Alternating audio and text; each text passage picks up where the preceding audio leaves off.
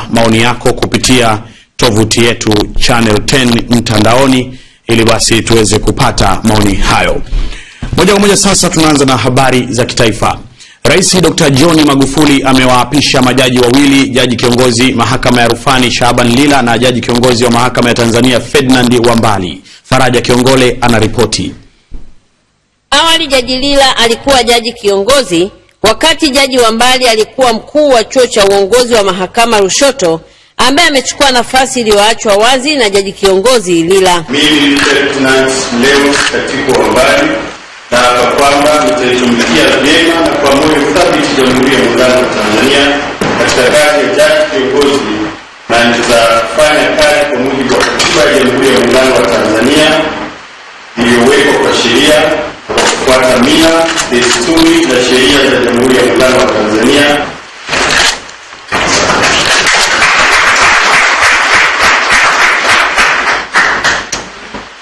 Akizungumzia uteuzi huo, jaji Lila amesema anakwenda kuongeza nguvu katika mahakama ya rufani na kusimamia mashauri yote yaliyokaa kwa muda mrefu mahakamani, huku Wambali akizitaja baadhi ya changamoto zilizopo ndani ya mahakama, ikiwemo maboresho ya mahakama ambapo watahakikisha wanaweka huduma hizo kila baada ya kilomita 90 na kuifanya iwe rafiki kwa wananchi.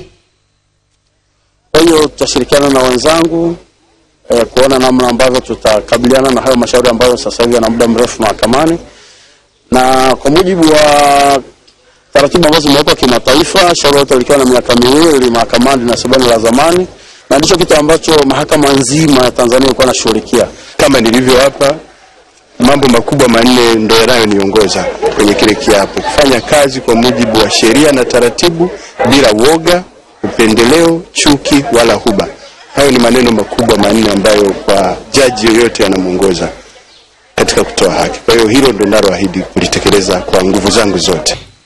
Jaji Lila aliteuliwa Mei 30 mwaka huu kushika nafasi hiyo, wakati uteuzi wa jaji Wambali ukiwa umefanyika Juni 7 mwaka huu. Mimi ni Faraja Kiongole, Channel 10, Dar es Salaam.